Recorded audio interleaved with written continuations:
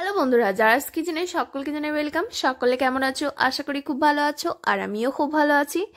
রোজকার মতো আবার একটা নিত্য নতুন রেসিপি নিয়ে তোমাদের সামনে হাজির হয়েছি। আজ বানাবো চিকেন 65। একদম রেস্টুরেন্টের স্বাদে বাড়িতে বানিয়েই খেতে পারবে, আর সেরকমই একটা রেসিপি নিয়ে তোমাদের সামনে হাজির হয়েছি। তাহলে আর দেরি না করে এবার রেসিপিটি শুরু করা যাক, আর ভিডিওটা কিন্তু লাস্ট পর্যন্ত দেখার অনুরোধ রইল।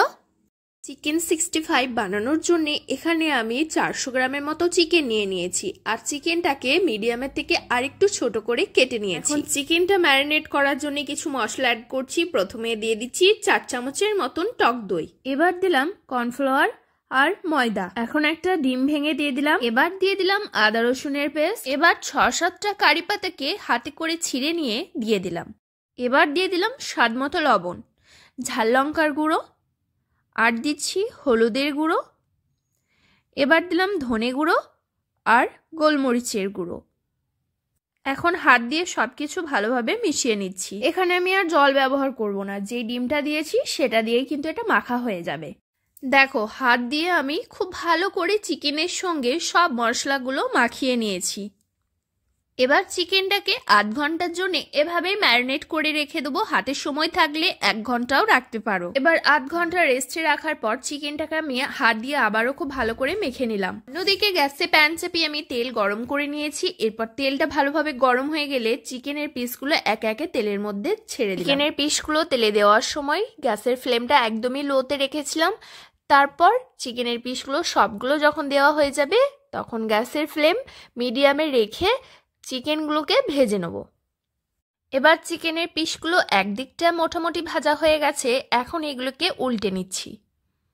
এরকমভাবে আমি 6-7 মিনিটের জন্য চিকেনগুলোকে ভেজে নিয়েছি। তার মধ্যেই দেখো খুব সুন্দর কালার চলে এসেছে। এবার এগুলোকে তেল থেকে তুলে নেব। একে একে সমস্ত চিকেনগুলোকে আমি এরকমভাবেই ভেজে নিয়েছি। এবার চিকেন ভাজা তেল অল্প একটু তুলে নিয়ে প্যানের মধ্যে দিয়ে দিয়েছি, আর তাতে দিয়েছি 10-12টা কুচিয়ে নেওয়া রসুন। এবার দিয়ে দিলাম 4টে কাঁচা লঙ্কা আর কয়েকটা কারি পাতা। এবার এগুলোকে হালকা নাড়াচাড়া করে ভেজে নেব। এবার এটাকে 30 থেকে 40 সেকেন্ডের মতো ভেজে নেওয়ার পর এখন এর মধ্যে দিয়ে দিচ্ছি টমেটো কেচাপ, দিয়ে আবারও সব কিছু নেড়েচেড়ে একসঙ্গে মিশিয়ে নিচ্ছি। এবার এখানে সামান্য একটু জল অ্যাড করছি। জল অ্যাড করেছি তাই সামান্য একটু লবণের মধ্যে দিয়ে দিলাম। তারপর আবারও নেড়েচেড়ে সব কিছু একসঙ্গে খুব ভালো করে মিশিয়ে নিচ্ছি। এবার সসের গ্রেভিটা ফুটে উঠলে এর মধ্যে ভেজে রাখা চিকেনের পিসগুলো অ্যাড করছি। তারপর উল্টে পাল্টে চিকেনগুলো সসের সঙ্গে খুব ভালো করে মিশিয়ে নিচ্ছি। এটা মেশানোর সময় এখন কিন্তু গ্যাসের ফ্লেম একদমই লোতে রেখেছি। সসের সঙ্গে খুব ভালো করে মেশানো হয়ে গেছে। এখন উপর থেকে ছড়িয়ে দিচ্ছি পেঁয়াজ পাতা। এবার পেঁয়াজ পাতাটা চিকেনের সঙ্গে নেড়েচেড়ে মিশিয়ে নেব।